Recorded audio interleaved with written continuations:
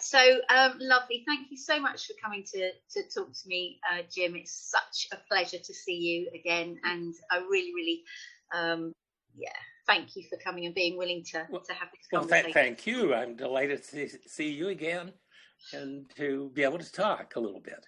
Lovely, good. So yeah, I thought we'd just start with a little bit about you and your background. You know, just getting to know about Jim Allen before you ever got involved in TA. You know, like where were you born and what was life like for you growing up? So yeah, tell us a bit about that. I'm a Canadian, a country boy from Ontario. Went to the University of Toronto. And first of all, in classics, which was interesting because classics was Eric Byrne's first degree too. Oh, right. So we had that in common. And then I became a doctor and in the University of Toronto, and went to Montreal and was at McGill, where Byrne also had been many years ago. Wow. And then studied in many places, including with Byrne in the Gouldings in San Francisco and Carmel, and in the Carmel Institute of Transactional Analysis, which was really an old laundromat. I was Mary Gould. Yes, I was Mary Goulding's first trainee. Oh my goodness! She was very impressed because before that, I had studied with Anna Freud in London. Oh my goodness! Hang on a minute. So you were born in Canada. Yes. Went to university in Montreal. Then you were Toronto. In San Francisco, but you'd been in London. Yes. I became interested in psychoanalysis and wanted to be an analyst, and so I spent a year at the Hampstead Child Therapy Clinic with Anna Freud. Oh, wow. And yes, Freud's youngest child, who that time was quite old. She was about my age. It's hard for me to imagine her as anybody's youngest child. Yeah. And so I was there for a year. And then I went to the Carmel Institute of Transactional Analysis. Wow. And then finally, after doing some research on Haight-Ashbury during the Summer of Love, 1967, when children were running away from all over the country to go to San Francisco for the warm San Francisco nights that never existed, and taking psychedelic drugs.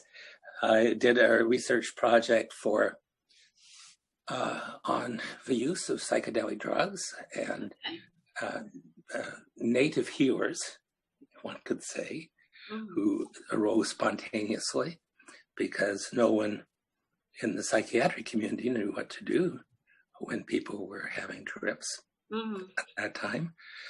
And if that turned out, although I didn't know it at the time, to be funded by the CIA. Wow. The CIA, all I knew is that there was money coming through the University of Oklahoma. Yeah. And we were well funded. And so that led me to come to the University of Oklahoma, where I taught for some 40 years. It was only recently, like last summer, I was in Cambridge and picked up a book called Helter Skelter and found that research that we had done was quite well documented in this book. And I had been attracted to it because on the cover, there was a picture of some people I had known.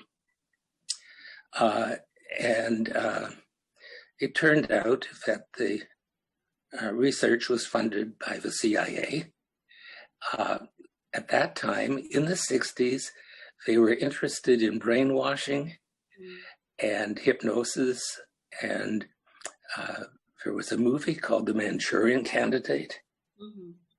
However, I was young and naive, had no idea what was going on in the background. You were just doing your research. Yes, yes. Wow. So anyway, I had been a psychiatrist and a child psychiatrist, and teaching mainly at the University of Oklahoma for 40 years. Yeah. So Oklahoma's been your home for a long time. Yes. I retired when I was 80. And since you're not telling me that you're over 80, are you, Jim? Lord forbid. Actually, I'm 86. Wow. And, you're looking good on it. You're definitely looking good. I'm feeling good, and I've been very, very active. Yeah. So I've spent goodness, and you worked up until you were 80. That's yes. Impressive. I probably would have worked longer, except the way our healthcare system works. I was finding I was having to spend more time on the computer than with patients, and that did not fit for me. No. So let's just go back a bit to how you got involved in TA. So you were in London, you were training with Anna Freud, you wanted to be a psychoanalyst. How did you hear about TA, and how did you end up in Carmel? I had picked up Eric Berne's, some of his books, and particularly TA and Psychotherapy, which for me I think is his best book. And it has been the most important for me.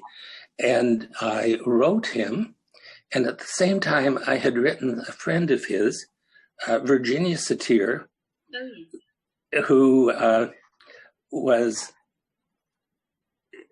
a family therapist, and I got back the nicest letter I have ever received from anyone. So I had said, hey, wherever you are, I want to come and study with you. So I went to California to study with Virginia Satir, and she was a friend of Eric Berne. And so that's how I got caught up really into the whole group around Eric Berne. But it was through Virginia Satir, who ended up in being many ways like a mother to me. Yeah, wow. Goodness, that must have been quite an interesting and exciting time to be around. It was, in the 60s, the area between Carmel and the Esalen Institute, which was on the south of Carmel, was just a hotbed of interest in psychodynamic sorts of things. I also studied some time at the Mental Research Institute in Palo Alto with Don Jackson and those people. And then in Haight-Ashbury, there was all the psychedelic stuff going on. So it was wonderful. Yeah. To be young in 1967 was a great treat. I bet. I was 2. I missed out on all of it. I'm quite envious. I'd like to have been there and lived through that. So how come you ended up in Oklahoma then? You went from Carmel to Oklahoma. Well, I was really seduced here by the then head of psychiatry, Jolly West, who he had read that I'd done some research for NASA. NASA, I was involved in predicting people who would go into mock-up Apollo capsules. Back when Grissom went around the world, he reported seeing smoke coming from chimneys. And he couldn't have done that. It was decided, and because he was too far away. So the most likely thing was that he was hallucinating. Now, but America had taken the position that, unlike the Soviet Union, we were an open society.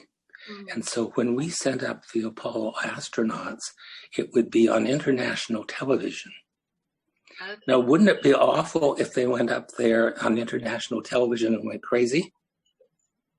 That wouldn't be good. That would not be good. No. The hypothesis was, and it was a hypothesis that was wrong, that what had happened is that because when you go out into outer space, there is no light and dark.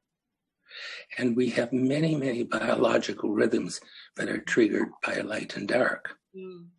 So the physiology department at Baylor University got this large grant to put people in mock-up Apollo capsules to keep them for a month.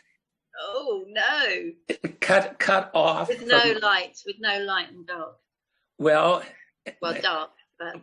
With either no lights or some lights, or they were told it was 24 hours, but it really was more than that or less than that, playing around with the biological rhythms and snatching up every body fluid that you could to analyze.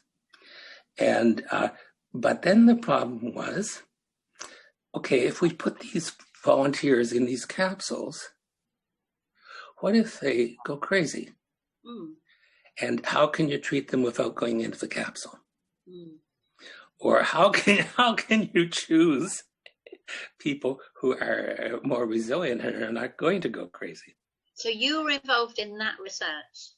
I was involved in that. It turned out quite good at predicting who would be a good candidate. Yeah. So the head of the Department of Psychiatry here, who was very active in the CIA, but I didn't know, found out I was a good predictor. So he found me, and that's how I got involved in the Haight-Ashbury research, and he brought me back to Oklahoma. Yeah. And it sounds like you've enjoyed being there. You've stayed there 40 years, so. I have enjoyed my professional career, yes. Yes.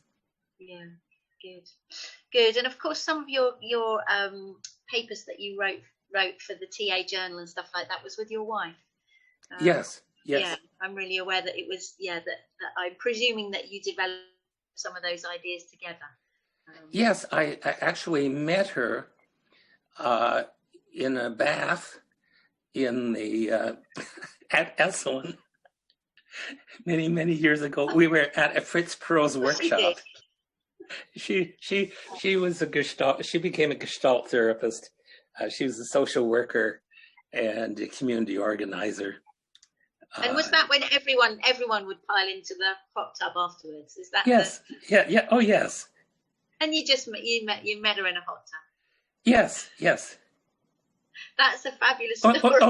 Maybe I shouldn't tell you this, but maybe this needs to be edited. I don't know. I'll let you decide. It was more than that. It was funnier than that. Yeah, go on. I think we were the two greenest people at the Fritz Perls workshop. Oh, really? And he said after he recommended people go down to the baths, and I wasn't about to go into the baths with a bunch of naked people, neither was she. So we said we'd have tea. Well, you can only drink tea so long. So eventually we faked one another out. And then the baths, before Esalen had become a growth center, it had been a gay hangout. And so we went into one of the large tubs, and as we were going in, you could tell there was a lot of action. And so we got in, and suddenly all the action stopped. Oh, no. Yeah.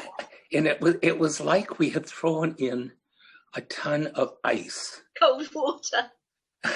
And then as there was like one or two candles. So it took a while for our eyes to get used to the darkness. Yeah. But as we began to see people, then we realized she was the only woman there. You got in the wrong tub. We got in the wrong tub. So we picked up her clothes and then went over to another one where we recognized people. So we used to say we met in a gay bath. I love that. I love that.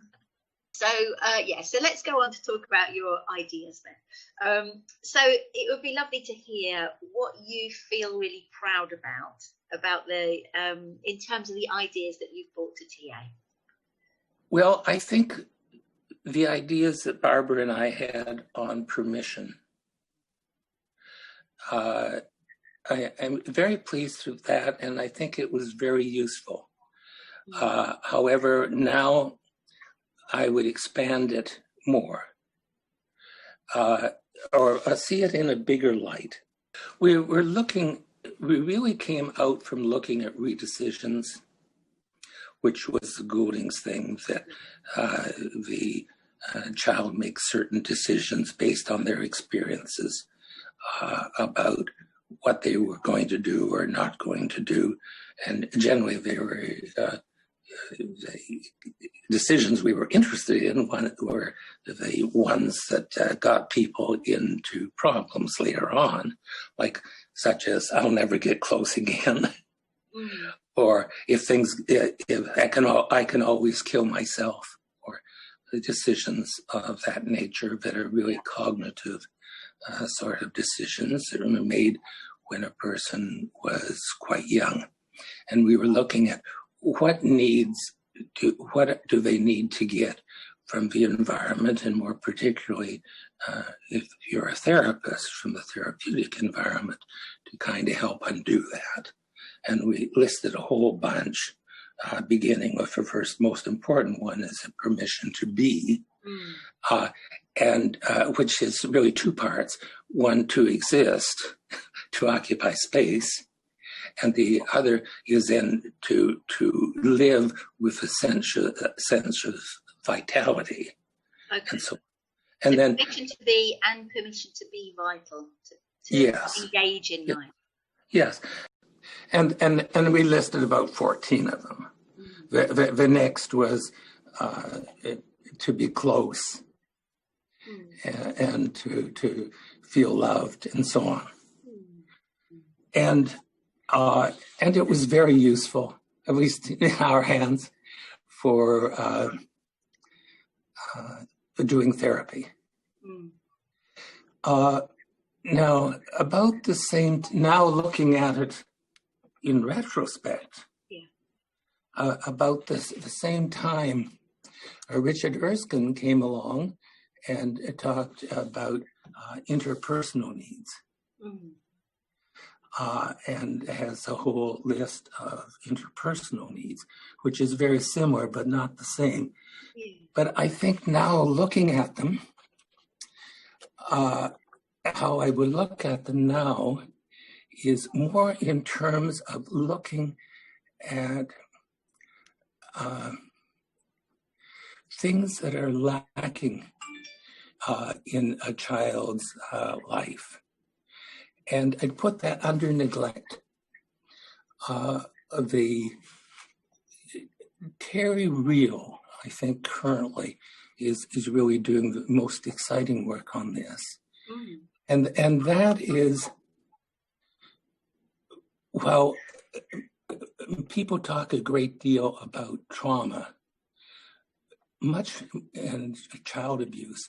Much more common is child neglect. Yes. And that may be physical. Unfortunately, like for currently in the United States, 1 in 5 children is hungry. So we have a physical housing, food, that sort of thing. Then emotional, and I think Richard's needs fit in there very well. But there's also cognitive. And we're now seeing that with the COVID, where people are really beginning to look at what happens or doesn't happen with going to school or not going to school, and what kind of lacks are going to be there, and spiritual. And when you're looking at child rearing, one is you need nurturance and guidance, but also limit setting, like in terms of anger, anger up to a point is useful if it solves a problem. But then we see, for some of our politicians, apparently, no one ever said enough. When the 3-year-old tantrum has to end. Yes. So limits are also part of that. So I would now look at permissions really in a much broader context. So you would fit it into the cognitive, emotional, relational. Yes. And there was one other. And maybe spiritual. Yeah, spiritual and yes. physical. So you would fit it into that. And I'm thinking about the permission wheel. Is that very, very, very similar? Other people developed that. Yes. Yeah.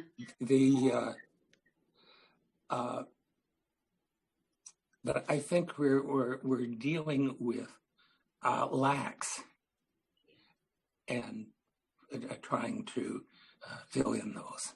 Yes, and I think you wrote that that was in a TAJ article, wasn't it? The permissions. Several in one form or another. Yes, it could be expanded in a lot of different ways, and also including permission not to. Yes, permission not to. Yes, which also has been important. I think one of the problems with the early articles, mine and other people's, is that they worked. At least they worked well enough. And I think that this is one of the problems with TA. Most of our basic ideas do work out well enough, but that has prevented us from really expanding them and looking at, do they need to be updated and understood in a larger context? That's really interesting, and I agree. Okay. Because they do work well. They work well enough. Absolutely. Yes. But it's so important for us, I think, to be integrating new ideas and new stuff that's out there, because there's more that could, our ideas can be expanded, and there's lots of other stuff, isn't there? And I suppose what I'm aware of is that you were quite early in terms of bringing ideas of neuroscience into TA. Yes. And I'm interested in that, what your interest and motivation was and what your work was around that. When I became president of the ITAA, it seemed to me that there were two major things where TA theory at that time was quite weak. One is we had no biological basis whatsoever. The other is we were really very weak in terms of looking at social cultural influences. Now, that made sense when you think, because the early people, including Byrne and so on, were interested in therapy. And it was either, at that point, it was largely group therapy, but then it also became individual therapy. Byrne had also been shut down in terms of social cultural things because he had originally been very interested in cross-cultural psychiatry, but then he got into problems with the American government. I think it had to do with the whole period during the MacArthur era when people were afraid of communist influence. And he was doing a great deal of travel to different countries, which raised red flags for people interested in that sort of thing. So I think then he moved back into just looking at more immediate group therapy. Yeah. as Oh, part of. that's interesting. That's really interesting to hear, because I'm aware that he travelled to certain countries, didn't he? Went to Syria and all sorts of Yes, places, yes, and yes. and I've never known how come that didn't continue. He didn't continue doing that. So that's interesting. In the early days, we even adopted our orphan in Crete. Okay. George, the EATA orphan in Crete. Yeah. The other area where we were weak were the biological area. Yeah. Now, the closest we came to it, and the book of Burns that influenced me the most, was TA and psychotherapy, where he tried in looking at some, what we would now say, neurodevelopment in terms of the precursors of ego states. Mm-hmm. So And then, that's like the Penfield. yes. Yeah. Yes. And then it became apparent to me, and I wrote several articles while I was president of the ITA in the script of trying to introduce the idea of the development of neural networks that are the basis of ego states. And some quite simple ideas, that neurons that get connected over and over, the connections become stronger. Yeah. And if they can become strong enough, then you get certain patterns repeating more easily. Mm-hmm. And then if you name them, like adult or parent or child, then they're much more recognizable and become much more apparent. And I think that's what we do, and we create some of that in therapy. So that was the beginning of my interest in the neural underpinnings. So it sounds like it was a really thought through process, that you were president of the ITAA and you were looking for what areas are we lacking in, and these are the two areas, and I'm going to do something about it. And then you were really instrumental, weren't you, in bringing these ideas into TA, I think. I worked very hard to bring them in. Yeah. Because it seemed to me that if TA was going to be a meaningful and lasting approach, we needed to have some kind of biological basis. And Byrne had begun to do that in the book TA and Psychotherapy. So I was really just picking up and expanding on what he already had brought in. Mm-hmm. And then various things then developed, which now I think are pretty well known, but the whole idea of, as we began to understand memory better, that much of our work in TA had been done purely with memory that is conscious. Mm. And only later did we understand that wasn't quite enough. Yeah. Like, for instance, in redecision, that is all work with conscious. Yeah, with the explicit memory. Explicit memory. But probably more important, and why a lot of redecision therapy really didn't work. There was a time in the CTA exams that you had to present basically a piece of redecision work, or they wouldn't pass you. But sometimes those didn't work for a variety of reasons. But I think we really missed out on the implicit memory stuff, which appears in behavioral patterns and in emotions that we're not consciously aware of. but then come exploding in, and the past interrupts into the present. And now, of course, this has become very exciting with the whole field of what people are calling trauma work, but looking at the various ways that people respond to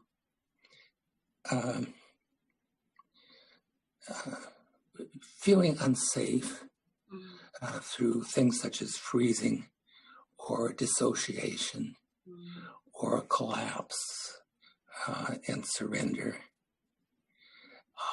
and which continue on into our lives, and we keep repeating over and over. And I think a lot of people are now finding that under the threat of COVID and so on.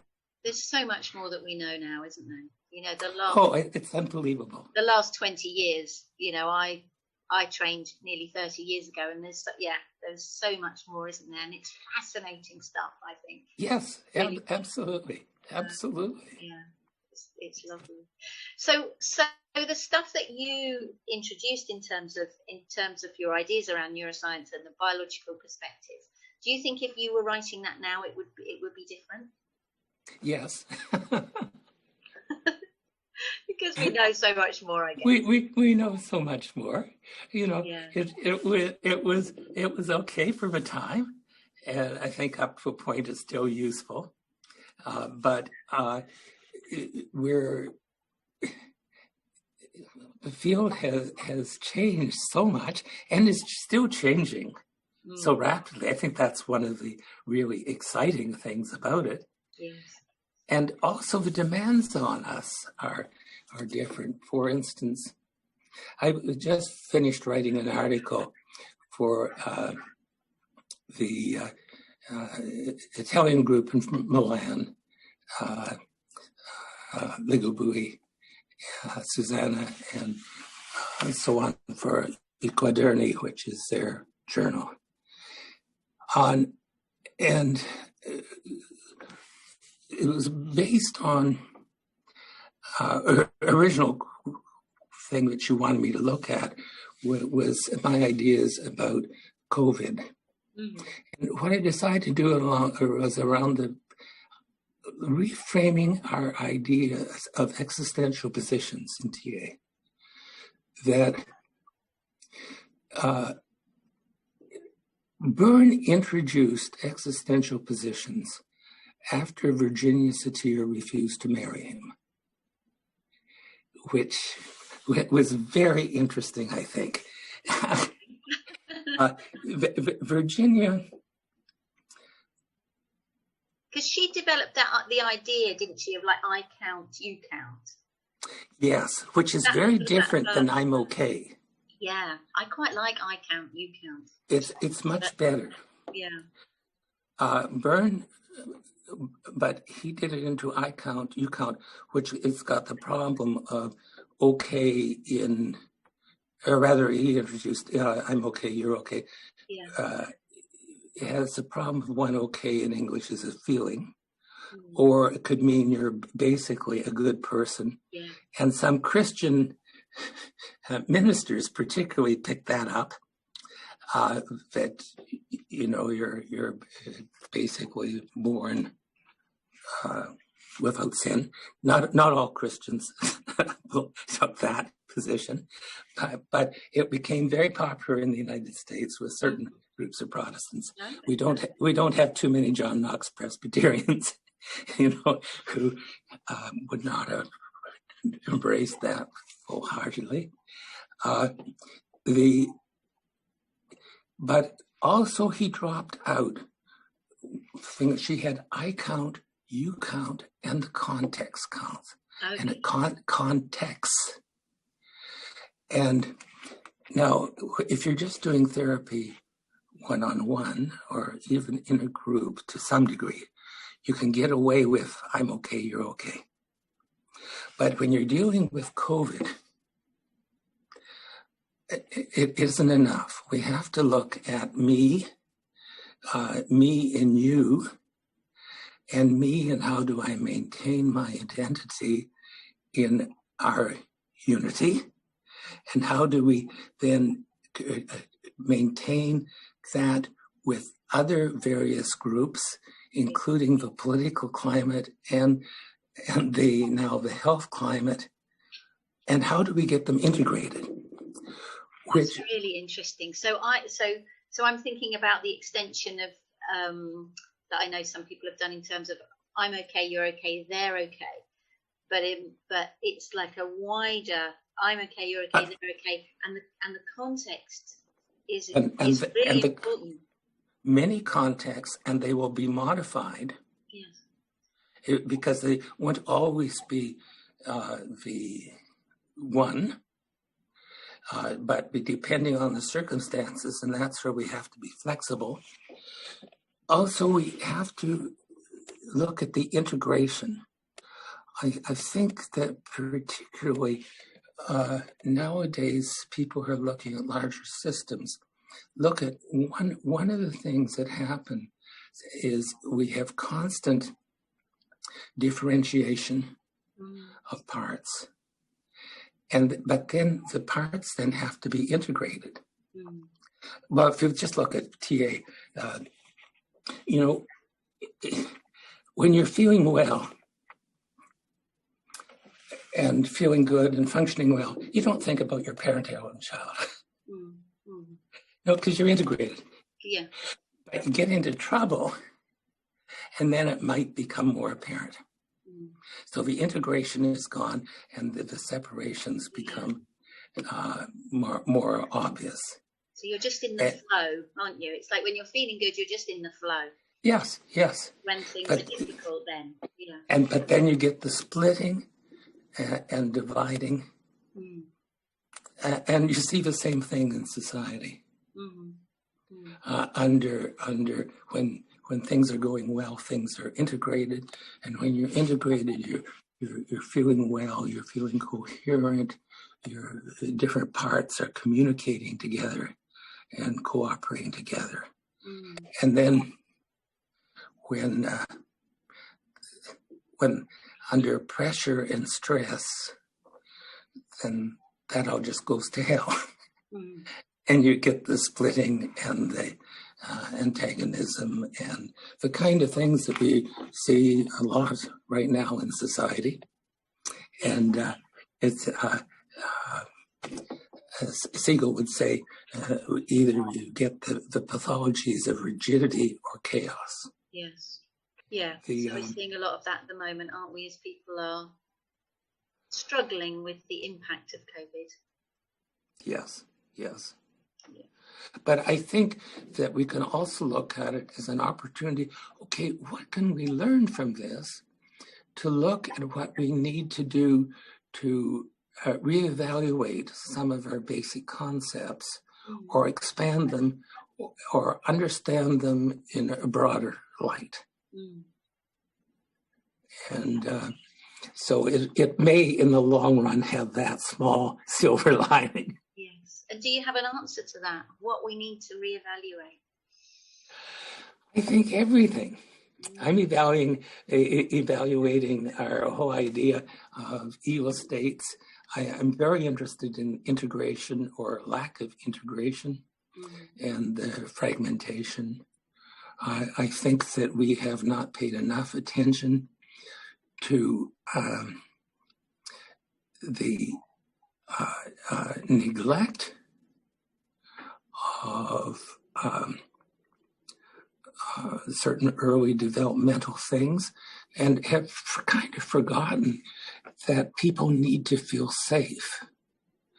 And when we don't feel safe, extraordinary things happen. We go, first of all, because we're kind of evolutionary herd mammals, our social attachment system clicks in and we go to others, which is fine, except not if you're distancing.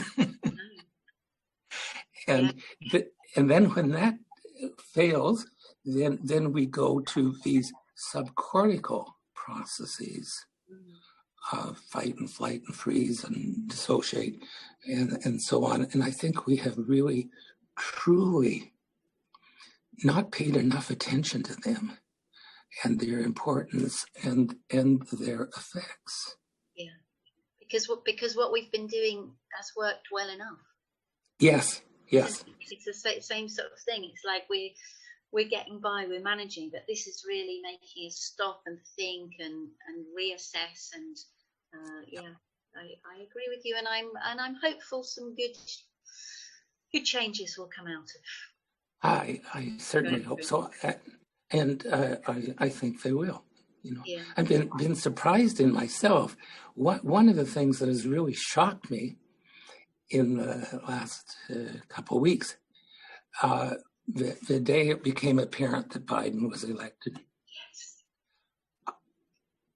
my energy returned, and I didn't even know my energy was gone. yeah, it was a big day, wasn't it? And all that, like, is he? Hasn't he? Has he? Hasn't he? Yes, like, yes. Yeah, and suddenly I could breathe, and yes. I didn't realize that I hadn't been breathing. Yes. Like, now you could look upon that. You'd frozen. I think I had collapsed and didn't even know it because it had been in it for so long. And then, oh my God. And so I think there's a great deal to be learned. And yeah, there is. There is, like any challenging situation, isn't it? It's like yes. Like a lot can be learned from that if we're willing to learn it. If we're willing to do that. We need to get onto constructivism. We do. Because we don't want to miss that out, because that again has been such a delight that you've brought into the TA community, particularly for me. And for my partner, Mark. We both love your work around that. So, tell us about constructivism and where that's come from and what your ideas are and where you are now. Okay. Everything. Tell me everything. Right. Well, I'll tell you the bits and pieces that I remember. When I first moved to Oklahoma, Eric Byrne every so often used to send me patients. And they were generally patients who had read his book, Games People Play, which more for them, I admire that they did it because I had never got through it very well. And they would have the experience that this made a big difference in their life. And they would write to him and say, I want to see a TA person to sort of check things out. And since I was the only one there, he sent people to me, and they would come. And I would say, well, how has it been useful for you? Because they all came under these circumstances saying, oh, it has been wonderful. And they would describe changes for the better that they had made in their life. But here was the problem. And it was a big problem. They generally had the theory all wrong. Lovely. And then so I was struck, shall I correct them? That is, should I treat the theory or should I treat the patient? Yeah. And if there was no doubt that what they had found was they had found a framework that was useful as they saw the world. Yes. And they had gotten hope. Now, it wouldn't have been a terrible thing to take that away from them. Yes. By saying you Yes, I bet you did.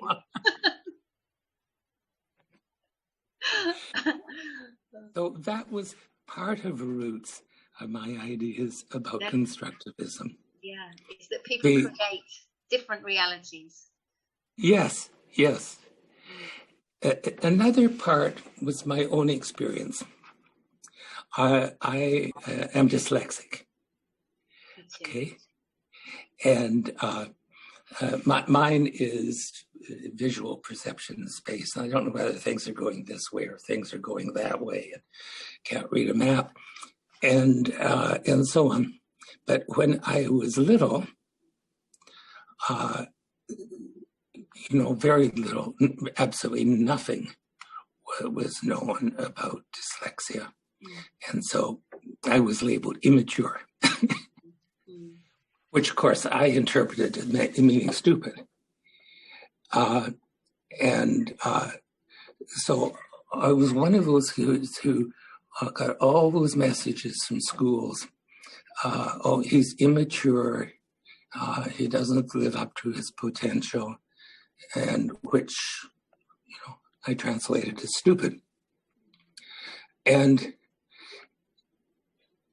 so, but I realized I saw the world differently than other people. Well, you do when you see the world going to the left and the other people see it going to the right, for instance. Then, and I didn't learn to read until I was in grade 9. Mm-hmm. But I was blessed with a really good auditory memory. I mean, a really good auditory memory.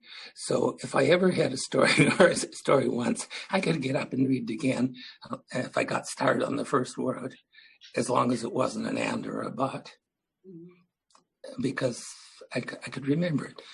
And then when I was about in grade 9, most wonderful thing happened over the summer. I think now I would understand it as it had to do with myelination of the brain that occurs at that age, and also pruning of certain neurons at that age. So the brain gets really more efficient. So what age were you then? Because I'm aware that grade 9 in... Oh, this is about 11, 12. Yeah. Late pubescence, early adolescence. Mm-hmm. And it was like a veil lifted. And some days I could read, or I could read much better. And it was like suddenly the world had changed. Yeah. And now I look back upon it, it was because of this neurologically normal developmental changes that occurred, and they turned out to be lucky changes for me. But from that, I became very aware then not only of my interpreting the world differently, but other people interpreting the world differently. And part of that was making stories. And then I became very interested in literature, because I mentioned my first degree was in classics. One of the reasons why I was in classics, I had less trouble with Greek letters, which I learned later, than with Roman letters. So Greek came easily to me, and I got all kinds of scholarships in Greek. But I became interested in what kind of stories, how do we make stories, and what are the important parts of stories? Yeah. And sort of the whole kind of literary thing, which of course literary theorists look at, but I then just later on changed it to, well, one of our stories is the story of our life, and to what degree it can change. Yeah. Or the story a society makes about itself, and then became interested in some of our politicians and the kind of things that they were trying to sell. And of course, they go on. And to what degree you still get people to believe it, and to what degree it has to have some relevance to a majority of people's consensual reality. So it started right back in your childhood. Absolutely. It's like you got interested in narrative, and the narrative people were creating about you, and the narrative you were creating about yourself, and yes, then yes, classical literature and the narratives, and then the political and individual and societal narratives. So yes, yes, yes. Yeah. Okay, and then you brought that into TA and talked about these. Yes, yes. Yeah. So I was just saying that is a lovely contribution that you brought, I think, to TA. Well, thank you. Really. Well, it was the story of my life. That and something I later on learned from Milton Erickson, and that is utilization. Take your deficits and use them. Because good things can come from you and maybe for other people. Yeah, definitely. I'm aware that we're coming up for time fairly soon, Jim, and I just wonder what you would like people to know about you. What do you want people to know about you? That for me, I think TA was a great source of refreshment and nourishment, and particularly some people within it. And I hope it can be that for other people. I hope that I have been that for some people. And I hope that the TA community as a whole can continue to do that for others. And I'm particularly delighted to see that now, thanks to the internet and so on, but also hopefully for other reasons too, the various TA groups seem to be coming together.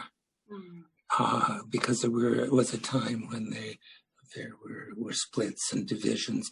And as I say, I think the important thing for well-being, both for me individually and other people individually, and for groups as a whole, is the integration, which means communication and coherence. And I'd just like to be seen as having done a little bit to help with that. Yeah, certainly you've done a little bit, and I agree with you. It's really nice to see, particularly in a time where it feels like there are lots of splits in the world and divisions. Yes. It feels like the TA communities are coming together, and EATA and the ITAA working collaboratively together. Yes. And this feels like there's lots of integration happening, which is lovely. And certainly you've made such a great contribution to the community. Thank you. And you're still involved in it, aren't you? You're 86 years old and you're still writing and you're interested and yes. keeping up with developments, which is really lovely. And I thank you so much for being willing to do this. I'd like to do another hour with you. Really, it's really interesting to hear your ideas. And thank you very much. I appreciate the opportunity. I spend some time with you. It's been lovely. It's been delightful, and just on a personal level, I'd like to thank you, because I talked quite a bit about you in my TSDA exam. So, oh really? I appreciate your contribution. It's very useful to me. So, thank you so much, Jim. And I also wanted to honour Barbara as well, and aware that she's no longer with us, but also made a big contribution to the community as well. So. Just wanted to honour her as well. So. Well, thank you very much. I appreciate that. Okay, thank you. Okay, bye-bye.